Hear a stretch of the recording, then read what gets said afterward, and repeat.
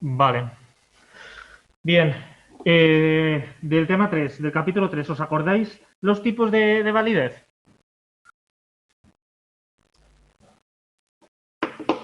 ¿Cuáles eran los tipos de validez? Sí, constructo. ¿Qué más? Interna. ¿Qué más? Externa, ¿no? ¿Y la última? Muy bien. Vale. Bien. Y si por casualidad volvemos al tema del p-valor y de la significancia valor alfa, ¿eso qué? ¿Qué tal? Eso, seguís un poco bloqueadas, bloqueados, le habéis dado una vuelta en casa. Bueno, en casa estáis entrando ahora.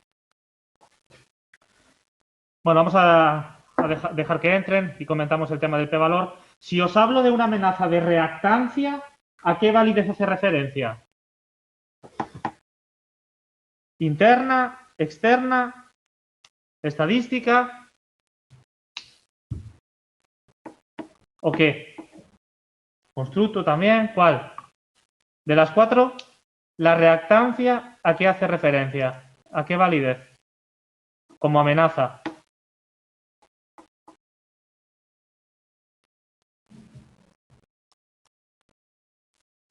Bien, constructo. Se refiere a constructo, ¿vale? Bueno, en casa, el tema del p-valor, significancia, valor alfa, error tipo 1 y error tipo 2, eso que lo llevamos tocando unas semanas, ¿eso cómo lo lleváis?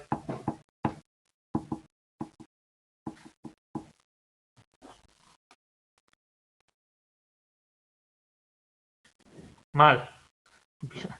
¿Y aquí, bien o mal? Bien. Ah, qué bien. Explícalo. A ver, si la varianza, si es varianza, Hipótesis. Vale, si la hipótesis, el valor entre... Es que no sé cómo explicarlo, si era menor o igual, sé que se aceptaba la nula. Vale, muy bien, sí. Y ¿Y cuál es la nula? ¿La H0 o la H1? la- Muy bien. ¿Escucháis en casa a la compañera o no se llega a escuchar? Sí, ah, qué bien. Sigue, sigue. y luego lo del error tipo 1 y tipo 2, creo que el error tipo 1 era cuando se daba la hipótesis, pero o sea, se daba una... eh, no sé cómo se dice. Eh, no sé la palabra. A ver, se acepta. Vamos a ver, el error tipo 1 es cuando rechazamos la hipótesis nula siendo la nula verdadera y aceptamos la alternativa siendo la alternativa falsa. Es decir, pensamos en el error tipo 1 que las variables covarían cuando en realidad no lo hacen. Y en el error tipo 2, al revés. Vale, ¿alguien me explica entonces el error tipo 2? Si es al revés del 1 que acabamos de explicar, que lo ha explicado la compañera, ¿cómo sería el 2? A ver, en casa también.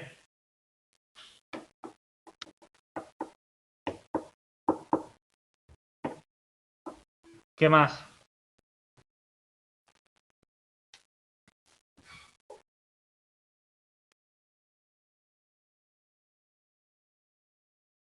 Leí lo que ha puesto compañero o compañera porque no sé qué es. Es cierto, ¿eh? ¿Lo veis? Covarían, pero pensamos que no. Por lo tanto, ¿qué hacemos? Aceptamos la hipótesis nula, es decir, que todo está igual, y rechazamos la hipótesis alternativa. Y si, dicho esto ahora, vamos al p-valor, a ver,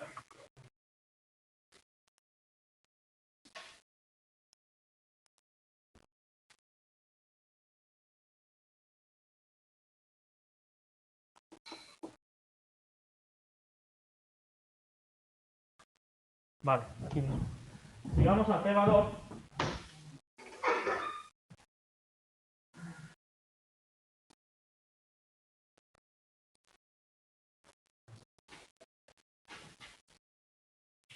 Aquí, ¿qué hacemos? ¿Aceptamos la hipótesis alternativa o la hipótesis nula?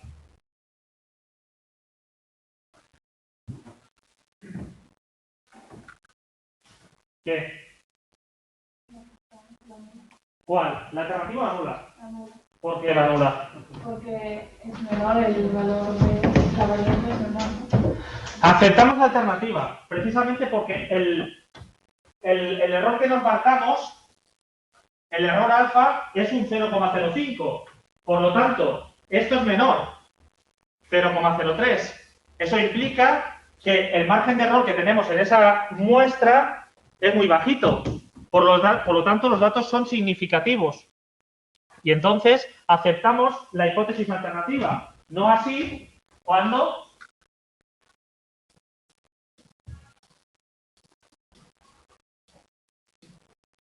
aquí aceptaríamos la hipótesis nula. Porque 0,22 es mayor que 0,05 y esa capacidad de error que nos hemos marcado de un 95%, que lo tenemos aquí en el valor alfa, pues con este dato que hemos sacado, pues imaginar, realizando algún análisis estadístico, nos muestra que es bastante grande ese margen de error. Por lo tanto, tenemos que rechazar la hipótesis de trabajo y aceptamos que, mira, que son iguales. O que no hay diferencias significativas. ¿Lo veis eso o no? O ponemos más ejemplos.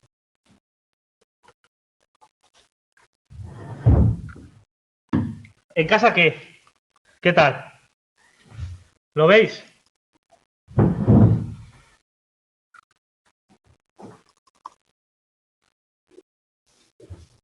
¿Qué? ¿Lo veis aquí o no?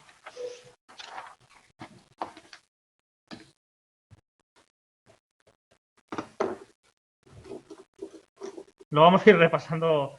Si puedes poner otro ejemplo. ¿Alguien pone otro ejemplo?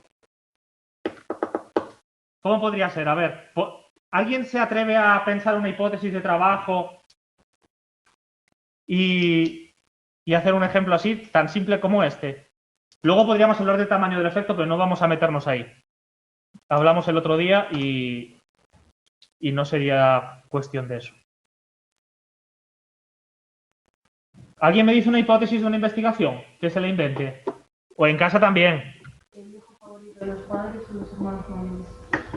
El hijo favorito de los padres suele ser los hermanos mayores. Vale, pues muy bien, ahí tenemos una hipótesis. Y lo que haríamos sería pues lo mismo, mediante, por ejemplo, una serie de investigaciones a familias con algún tipo de instrumento. Voy a borrar eso.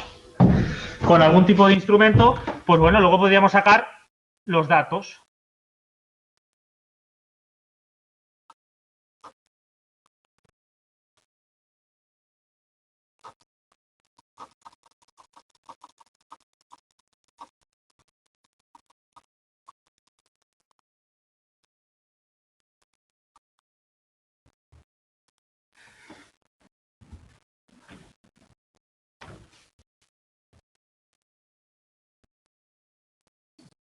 Entonces tenemos que hacer 0 es igual,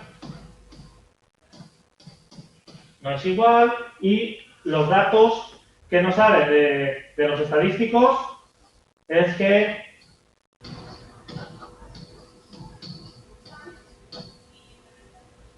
y no es así. No dice que los padres, no se acaba de concluir que sus hijos favoritos sean, pues eso. Entonces, eso sería otro ejemplo. ¿Y aquí qué tendríamos que hacer? ¿Aceptar la nula o la alternativa? ¿Qué haríamos? ¿Aceptamos la nula o la alternativa? La nula, ¿seguro? ¿En serio? ¿La nula? Sí, sí, aceptamos anular.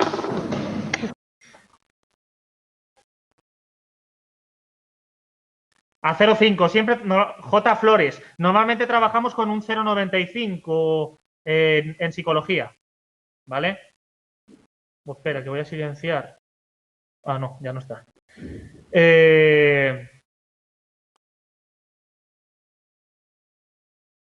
Eso. Bueno, yo creo que más o menos os podéis poner ejemplos, no sé si habéis visto alguna pregunta de examen por ahí. Tenéis que ir un poco preparando eso, para no caer en ese tipo de preguntas que pueden ser una tontería y fallarla.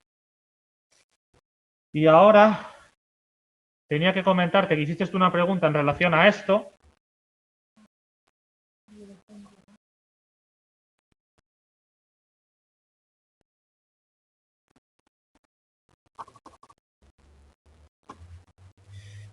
Vale. Lo voy a llevar a... Es que lo único que se me ocurrió es llevarlo un poco a mi campo de trabajo.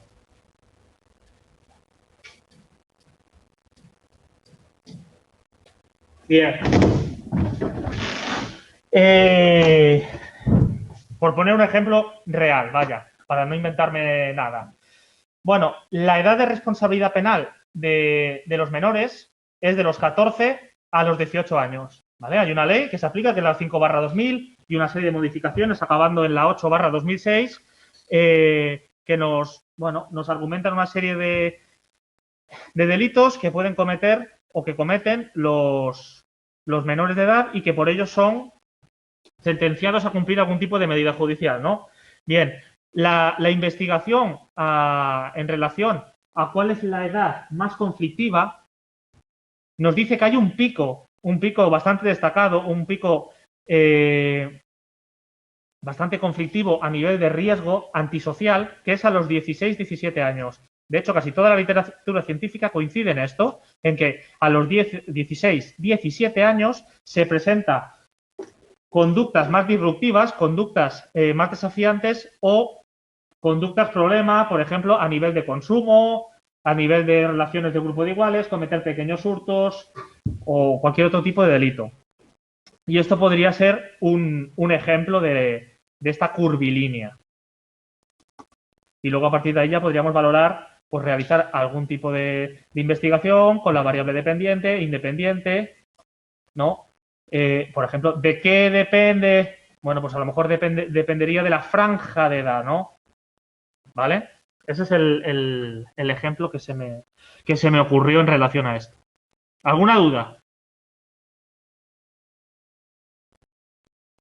¿Me ponéis un ejemplo vosotras de esta? ¿Y vosotros de la relación lineal?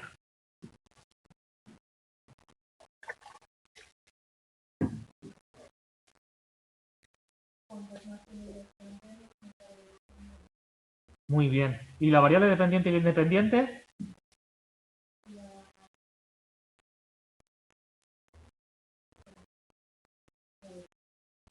La dependiente serían la semilla y la independiente los árboles. Muy bien, muy bien. ¿Lo habéis escuchado en casa? No. Vale.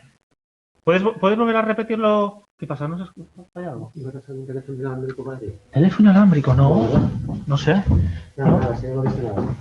Nada, tranquila, gracias. Nada. Gracias. ¿Puedes repetir el ejemplo, que ha sido muy bueno?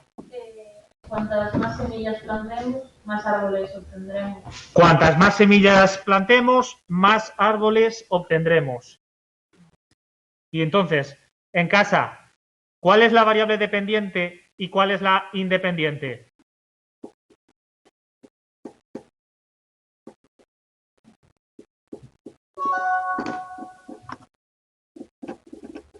Oye, esto...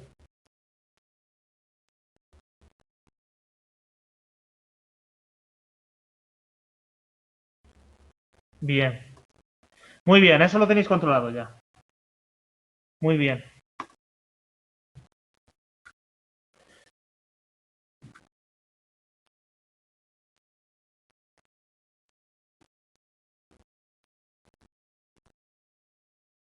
Estoy volviendo para atrás porque quiero repasar esto.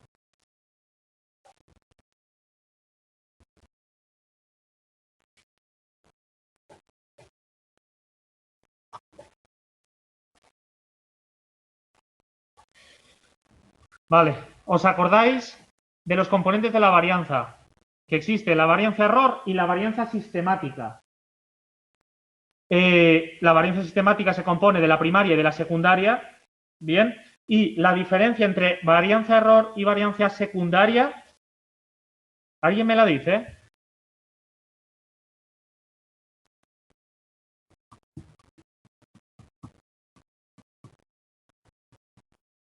Escribí una pregunta precisamente sobre esto.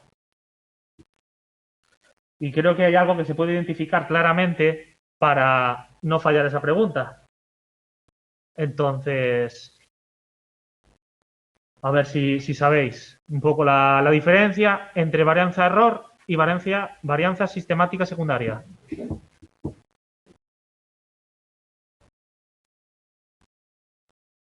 Bueno, venga. Influencia de factores aleatorios, la varianza error.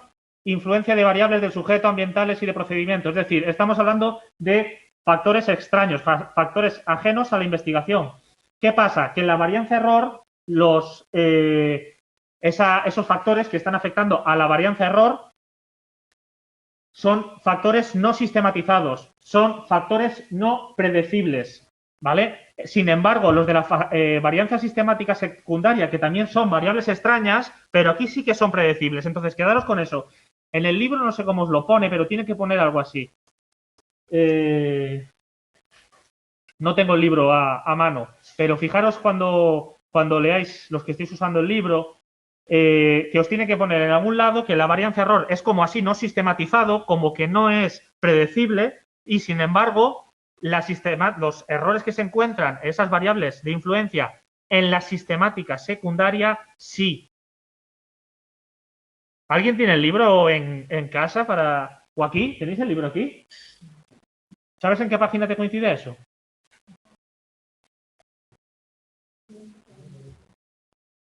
No sé si viene con una imagen.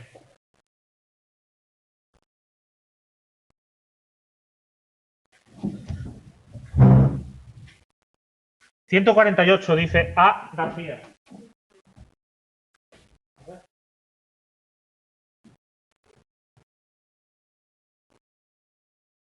Mira, os dice variables extrañas predecibles en relación a esa varianza sistemática secundaria de la varianza error no es sistemática inevitable. ¿Qué nos pone? Vale, fijaros. Variables extrañas, aleatorias y desconocidas, varianza error.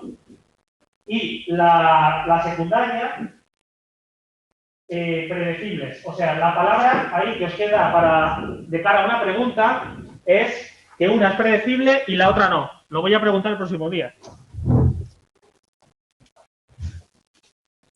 Y me lo apunto.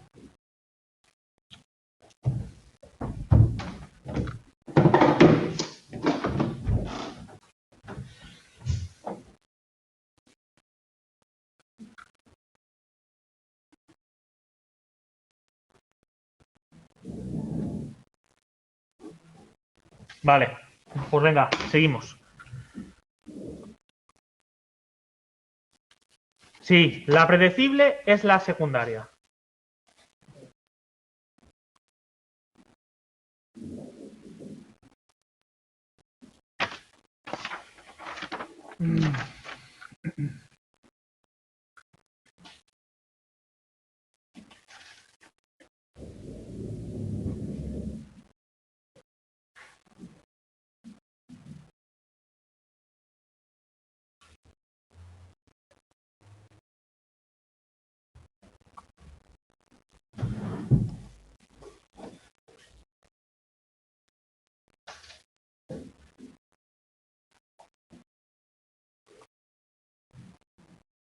Vale, creo que nos habíamos quedado aquí, ¿verdad?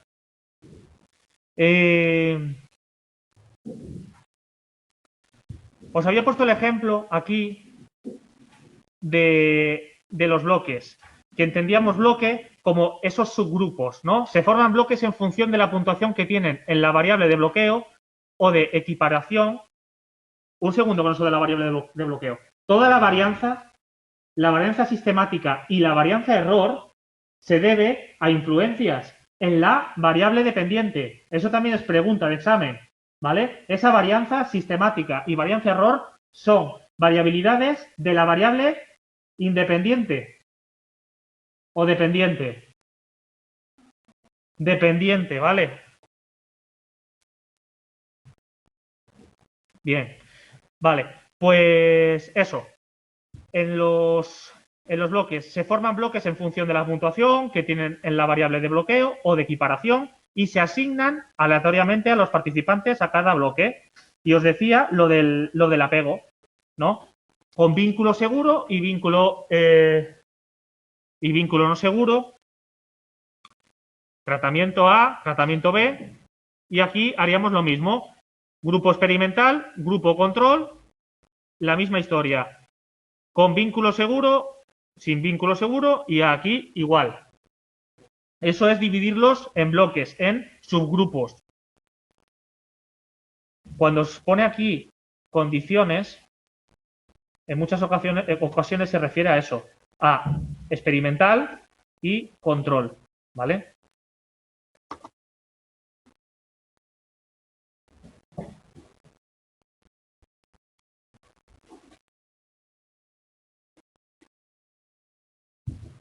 Bueno, la diferencia, vi que el otro día lo preguntaba alguien en el foro que tenéis de los por temas. Una cosa es seleccionar la muestra y otra cosa es asignar a los participantes a cada condición. A cada condición haciendo referencia, pues eso, al grupo experimental o al grupo control. Asignamos de forma aleatoria.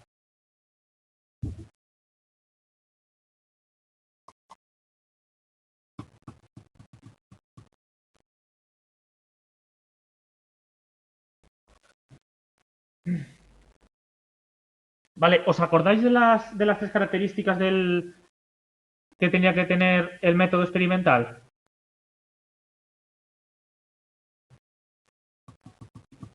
Que os ponía yo, decía yo, causa-efecto.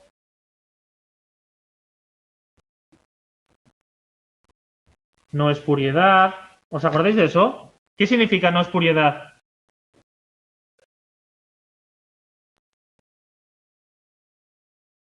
Muy bien, no espuriedad. Falta una. Y sería esa, la no espuriedad hace referencia a eso, a que no es espurio, a que no es extraño, a que no es fingido, a que no se debe a variables del azar, por ejemplo.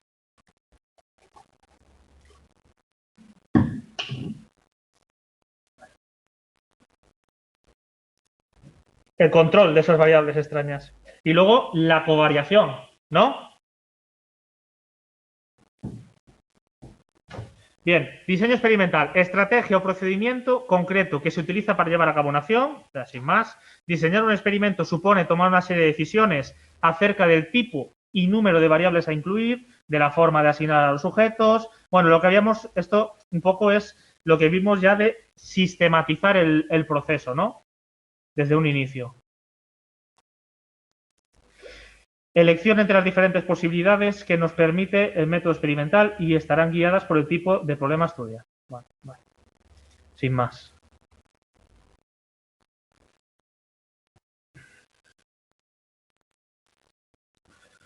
Bien. Diseños experimentales de grupos. En función de cuántos tipos de variables dependientes tenga, hablaremos de univariado o multivariado. Fijaros, variable dependiente utilizamos el término univariado, multivariado, variable independiente utilizamos término unifactorial, factorial. ¿Vale? Entonces, ya discriminar univariado, o sea, variado como dependiente, factorial como independiente. Y si tiene el uni delante, pues ya creo que es de cajón.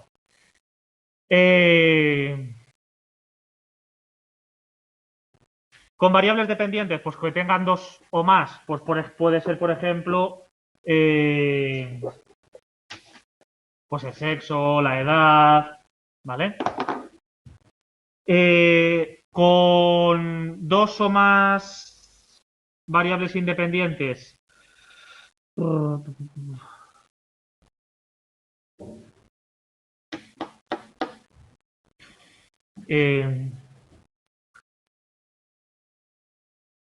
el estrés, variable 1, independiente, y la falta de sueño, variable independiente 2, está relacionado con la ingesta calórica. ¿Vale? ¿De qué depende la ingesta calórica? Pues en este caso tendríamos dos o más variables, en este caso dos, sería factorial, ¿vale? Diseño de experimental de grupo, como tenemos dos variables independientes, una relacionada con el estrés, otra con el sueño, estaríamos hablando de un diseño factorial. ¿Alguien pone otro para ir normalizando un poco este tipo de lenguaje en casa?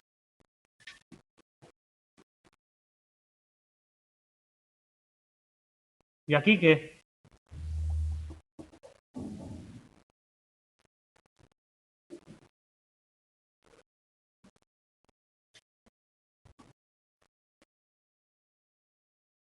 ¿Puedo repetir el qué?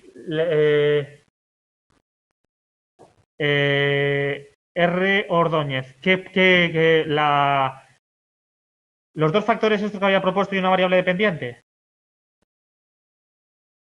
Vale.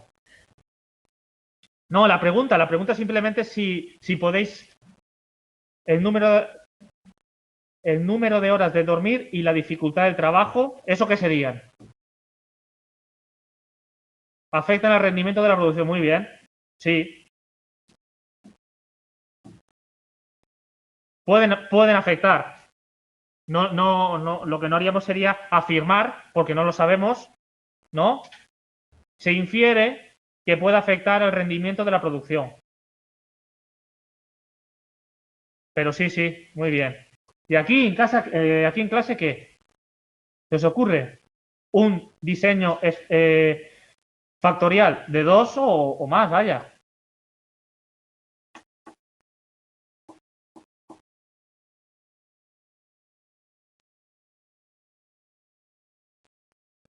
Yo le puse un ejemplo a una alumna por email con 3 y con distintos niveles la variable independiente. Lo que pasa es que eso lo vamos a ver después, lo de los niveles. A modo de ejemplo, el diseño de la tutoría como variable independiente, la interacción del docente y la grabación de la tutoría, también variable independiente, pueden afectar al rendimiento del alumnado como variable dependiente. Ahí tendríamos tres variables independientes, que uno sería el diseño de la propia clase, de la tutoría, la grabación, el hecho de poder visualizar las clases posteriormente para hacer feedback y la posible interacción o el feedback del docente o la docente, ¿no? O la docente.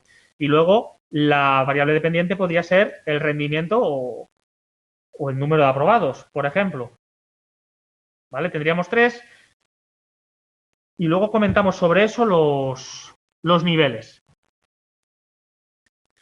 La cantidad de horas de dormir y el consumo de alcohol afectan a la atención de conducir. No confirméis. Pueden afectar. O parece que. Porque si ya dices que afectan, ya no hacemos ningún tipo de investigación. Pero sí, está bien. Hay dos variables independientes. Las horas de sueño y el consumo de alcohol. ¿No vimos algo así parecido el otro día?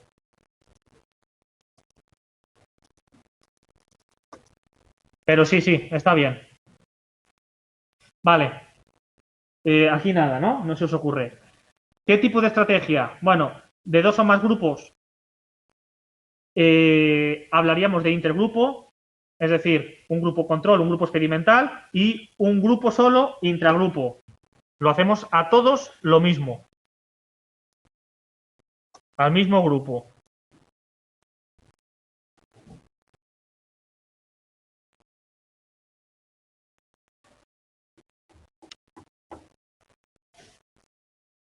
¿A qué hace referencia unifactorial? ¿A variable dependiente o independiente? Cric, cric. Independiente. Muy bien, independiente. Son propios de aquellas situaciones en las que solo se manipula una variable independiente. Pueden ser intergrupos, tantos grupos como condiciones. Experimental, experimental control.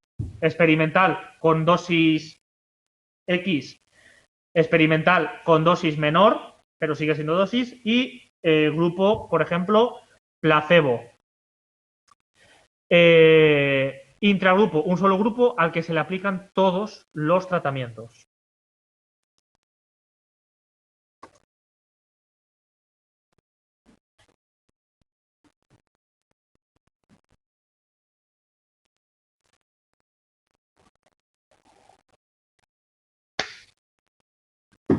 Vale.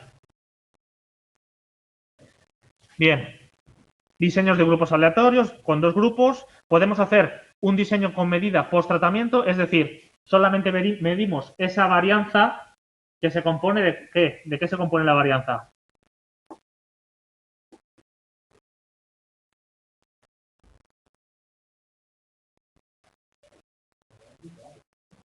Muy bien, varianza sistemática y error. Exactamente. Entonces, diseño con medidas por tratamiento, la variable dependiente solo se mide después del tratamiento. Y el diseño pre y post. La variable dependiente se mide antes, realizamos entonces una línea base de esos valores de la atención en relación al consumo del cannabis, sin cannabis y con cannabis. Por ejemplo, pues a modo post, ¿no? Y vemos cómo fluctúa. Pregunta aquí. ¿El número de grupo control es siempre único? ¿No importa el número de grupos experimentales? No. Puede haber, depende, puede haber otro grupo placebo también relacionado con un grupo control. Aparte, o sea, un grupo control al que se le da un placebo y un grupo control al que no se le da nada. Y entonces también puedes ver cómo afecta ese placebo a la investigación. Pero vaya, que nosotros tampoco nos metemos en exceso, como psicólogos o psicólogas, no nos metemos en exceso en eso. Multigrupo. La variable independiente tiene más de 2 valores o niveles. Vale. Entonces, el diseño de la tutoría como variable independiente que hemos comentado antes, los niveles o valores pueden ser, por ejemplo, pues el PowerPoint, puede ser, por ejemplo, un PDF, puede ser, por ejemplo, elementos de apoyo como vídeos o cualquier otra, pues como algún día vimos, por ejemplo, en YouTube, el vídeo, ¿lo vimos con vosotras o vosotros? ¿No vimos? No lo vimos ese vídeo. Es que creo que tan claro. ¿No lo vimos un vídeo de los Simpsons?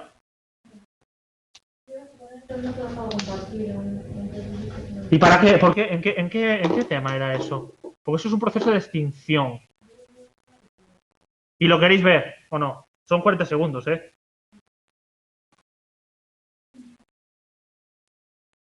A ver.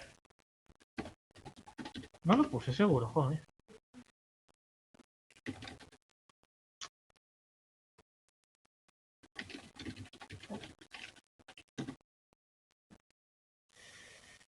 ...28 segundos. Para los monstruos. A ver, que comparto. A ver si lo veis bien en casa, porque yo creo que se queda un poco así como atascado. Ventana de aplicación, ¿cuál es? Ya está. ¿Lo veis en casa? Sí, pero... Sí, vale. Le voy a dar. A ver si no se queda enlentecido. Para los monstruos de tener, eso es lo que debéis saber, esto por la causa segura.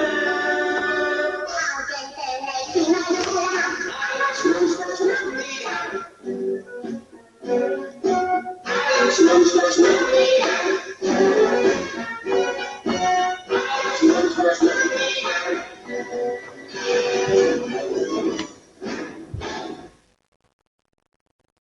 Vale, ya está.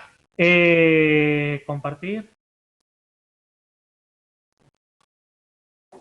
Vale, ¿lo habéis visto en casa? ¿Se veía bien o quedaba lento? Sí, se veía bien. Vale, eso que hemos visto es un proceso de extinción. Es decir, si os fijáis, la gente lo que estaba haciendo era reforzar a los monstruos, ¿no? En este caso, estaban pegando golpes y como los miraban, se venían arriba, ¿vale? Es una técnica básica de modificación de conducta muy utilizada con niños o niñas pequeños. ¿Por qué? La típica rabieta de estoy en un supermercado o en algún sitio y quiero ese juguete y me tiro al suelo y monto un espectáculo. Bueno, pues es una... Ya sé que esta asignatura no es aplicada y no tendríamos que estar tampoco comentando esto, pero simplemente para que veáis que es un nivel de la variable independiente o un valor, ¿no? Eso sería un proceso de modificación de conducta basado en la extinción. Hay una serie de relaciones, en este caso dejamos de mirar y ellos se cansan por esa falta de refuerzo.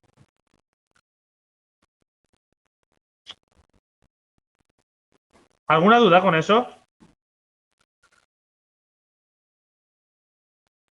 Vale, pues eso serían el tema de los niveles o valores.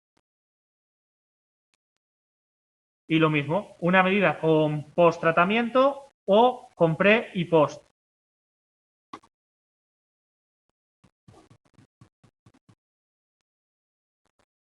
Vale.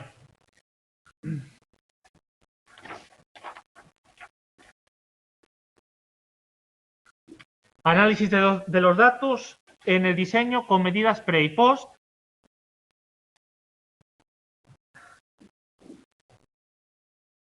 Fijaros, en la medida pre os dice, informa de la equivalencia previa de los grupos. Lo que os decía antes, establecemos una línea base y además comprobamos cuáles son los valores de los grupos, ¿no? En relación, yo os puse la atención antes. ¿Vale? Pues vemos qué equivalencia hay en la latencia, por ejemplo, es decir, la capacidad de respuesta en este caso, presentando algún estímulo que necesite, pues, atención, ¿vale? Realizamos el tratamiento, que el tratamiento puede ser inducido, en este caso, por sustancias psicotrópicas. Yo esto lo estoy inventando, un psicoactivo, como el cannabis, y luego hacemos una medida post. Informa del efecto de las diferencias post entre los grupos, con un contraste de medias para dos grupos.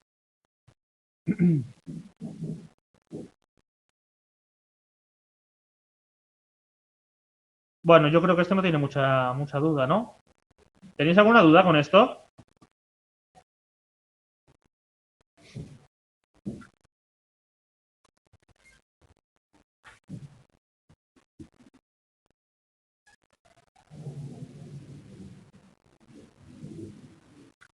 Vale. Esto lo hemos visto antes. Diseños unifactoriales entre grupos. Ya hemos visto cómo podemos hacerlo, con grupos aleatorios simplemente o por equivalencia mediante subgrupos. Si encontramos, pues bueno, que hay distintas puntuaciones que se equiparan. Pues tenemos dos grupos que presentan pues una divergencia en valores extremos en atención. ¿Os acordáis qué medida para controlar la amenaza de esos valores extremos se podía utilizar? Empieza por R, luego va una E, luego una G. ¿Os acordáis? Luego una R también. Muy bien, regresión a la media. ¿Os acordabais aquí? No.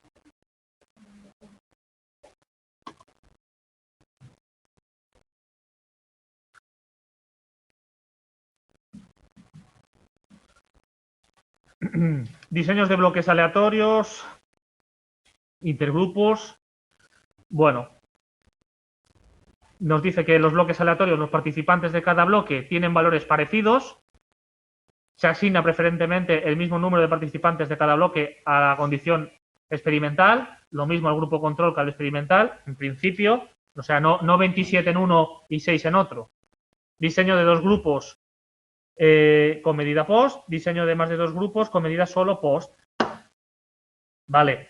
Con grupos equiparados. Los participantes de cada bloque tienen valores idénticos en la variable equiparación. En ese caso podría ser la atención. Se equiparan en esas puntuaciones y se asigna el mismo número. Esto es un poco repetitivo o, como desde una perspectiva filosófica, tautológico.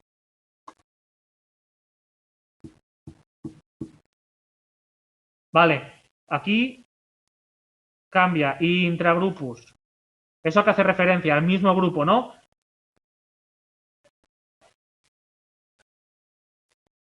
Al mismo grupo de participantes se le aplican todos los niveles de la variable independiente de forma secuencial, uno detrás de otro.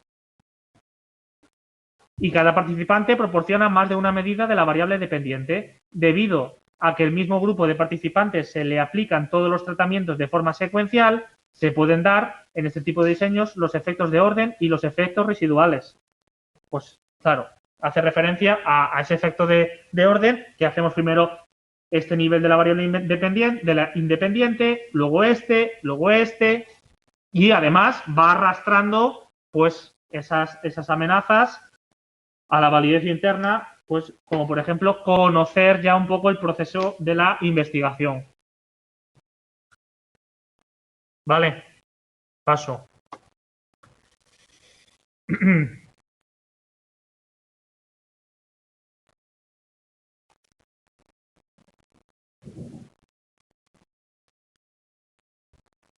Sí, cierto.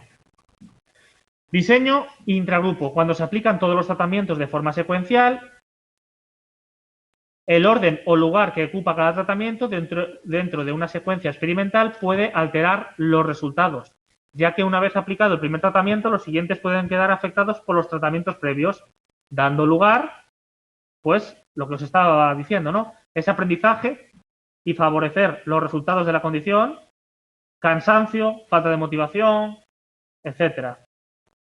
Y se puede controlar con el contrabalanceo y luego los efectos residuales, cuando se aplica un tratamiento que aún no ha pasado el efecto anterior.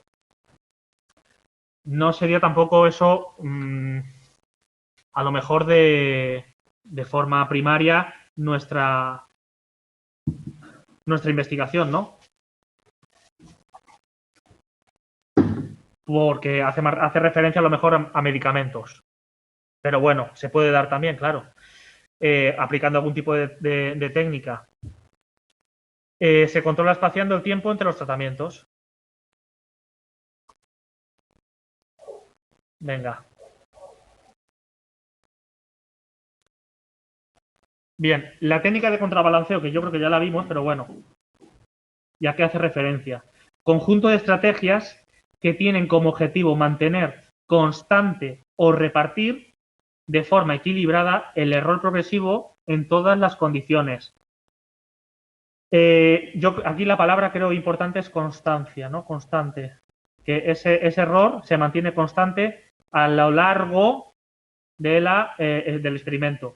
Se basa en el supuesto de la existencia de una relación lineal entre el grado de error progresivo y la posición que ocupa cada tratamiento dentro de la secuencia total.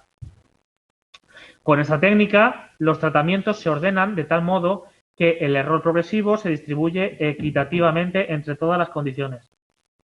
Bueno, sí, esta definición creo que es perfecta, pero haceros con eso, con la constancia, porque dice, con esta técnica los tratamientos se ordenan de tal modo que el error progresivo, bla, bla, bla, equitativamente en todas las condiciones. Bueno, pues eso, se mantiene constante, ¿vale? Ese error progresivo.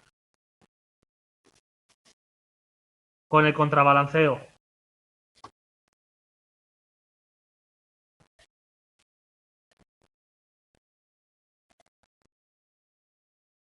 Vale. Estrategia de la técnica contrabalanceo. al sujeto y al grupo. Cada participante recibe las condiciones en un determinado orden y a continuación, en el orden inverso, ya lo habíamos hablado, AB, BA, por ejemplo, tratamiento A, tratamiento B, tratamiento B, tratamiento A. Intragrupo. Se divide el grupo en varios subgrupos y se aplica a cada uno de ellos una secuencia diferente, pues AB y BA. ¿Qué pasa? Que tenemos diversas opciones en intragrupo. Esto ya sí que lo vimos el otro día también, pero es un poco liado aprenderse todo esto.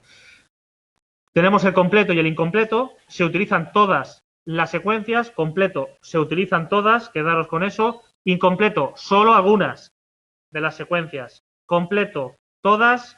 Incompleto, algunas. ¿Qué pasa? Que dentro del incompleto tenemos otras dos divergencias más. El cuadrado latino y el aleatorio. Se utilizan algunas siendo el incompleto, pero tantas como tratamientos en el cuadrado latino. Se seleccionan las que garanticen que cada tratamiento ocupa cada una de las posiciones de orden y solo una vez. Entiendo que masticar esto puede costar. Pero bueno, intragrupo tenemos el completo, todas las secuencias, incompleto algunas. Si vamos al cuadrado latino, se utilizan de esas algunas, tantas como tratamientos. Y en el aleatorio se seleccionan aleatorio al azar, tantas secuencias como número de participantes. O sea, yo iría buscando dentro de esa... ¿Os acordáis de esto de la primera clase?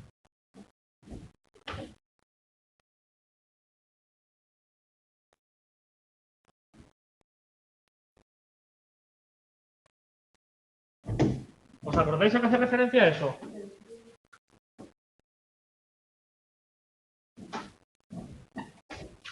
¿Y este cuál es? Muy bien. Muy bien. ¿Lo tenéis todos claro eso? Pues sería un poco iros quedando con palabras dentro de una línea deductiva, ¿vale? Y poco a poco ir profundizando. Y estudiar, claro.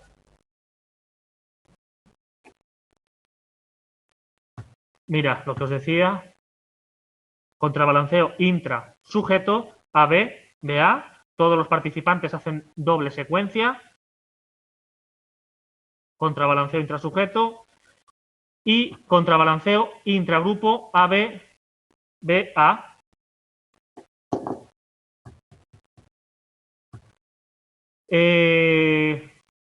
Fijaros en esto.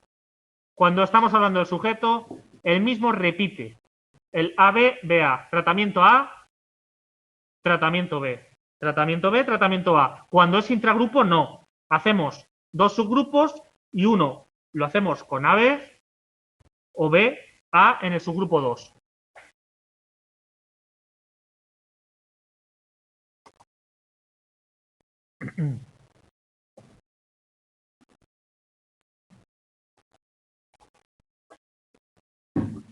Completo. Como fijaros, todas las condiciones. ¿Os dais cuenta? Se aplican todas las secuencias posibles a distintos subgrupos. Por un ejemplo, aquí os pone 3 factorial. ¿No? ¿Cuáles son todas las secuencias? Pues eso. Las tenéis ahí. Todas las opciones posibles.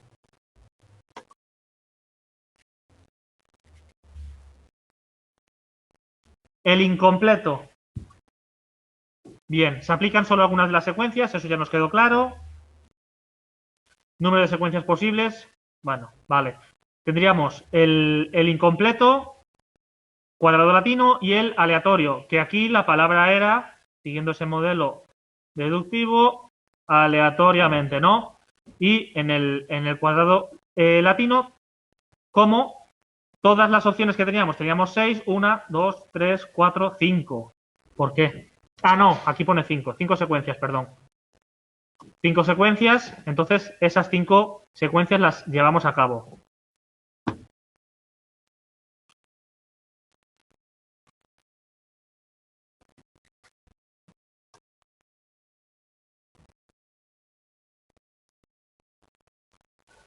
Diseños factoriales. Se manipula más de una variable independiente. Bueno, esto es lo que os decía, que parece un poco tautológico. Ya lo tenéis un poco claro.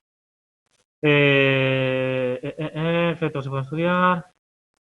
¿Veis? Es que esto lo acabamos de ver. ¿Alguna duda con esto? ¿Me paro aquí o sigo? Por acabar el tema hoy.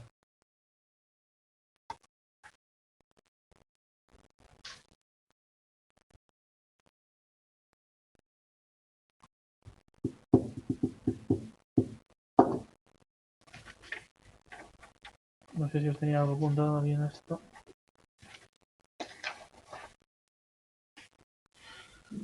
Representación simbólica del diseño factorial. El diseño factorial 2×3 tiene dos variables independientes o factores. La primera tendría dos valores, 1 y 2, y la segunda 3, 1, 2 y 3. A esto hace referencia la representación simbólica del diseño factorial. 2 aquí y 3 aquí. Y os dije, por ejemplo, sí, apunté como variables independientes las horas de dormir.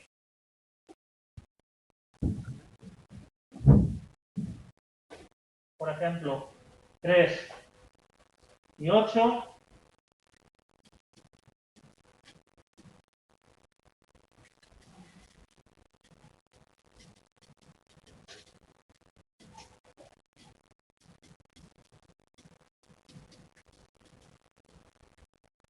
¿Vale?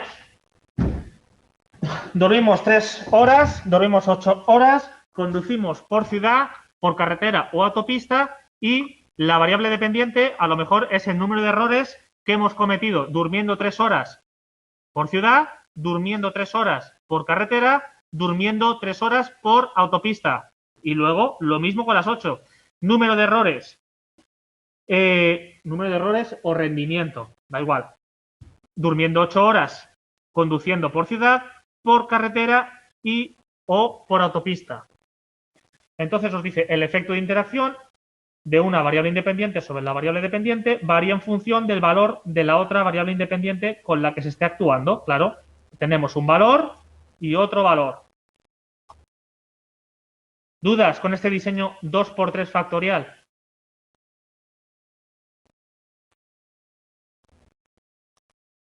Venga.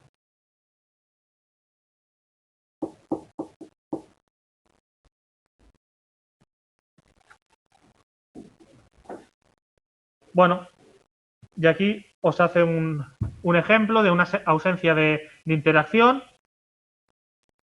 y una interacción de la variable. Ahí lo tenéis.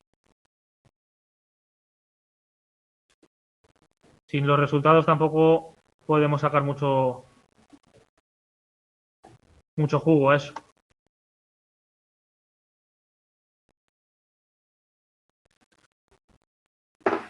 Bueno, volvemos otra vez, por eso digo que es repetitivo el tema, que es bastante extenso, el tema 4 o capítulo 4, pero es un poco por eso. Intergrupo, cada grupo de participantes pasa por una condición diferente. Intra, el mismo grupo por todas.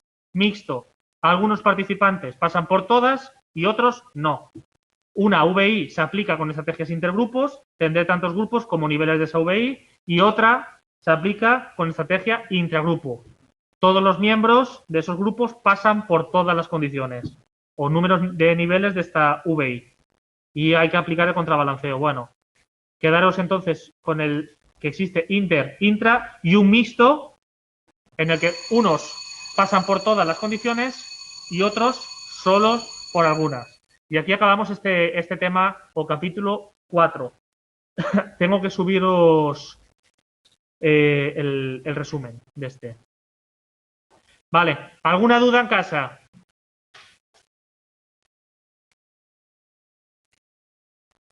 ¿Y aquí? ¿Alguna duda?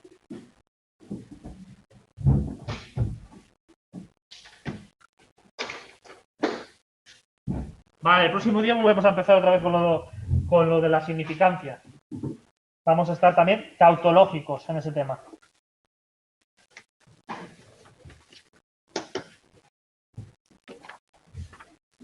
Y nos quedan pocas clases. Realmente nos queda la semana que viene el 30 y creo que luego nos queda el 14, porque el 7 no es lectivo. Nos queda el 14 y luego nos queda, creo que el 11 y el 18 de enero.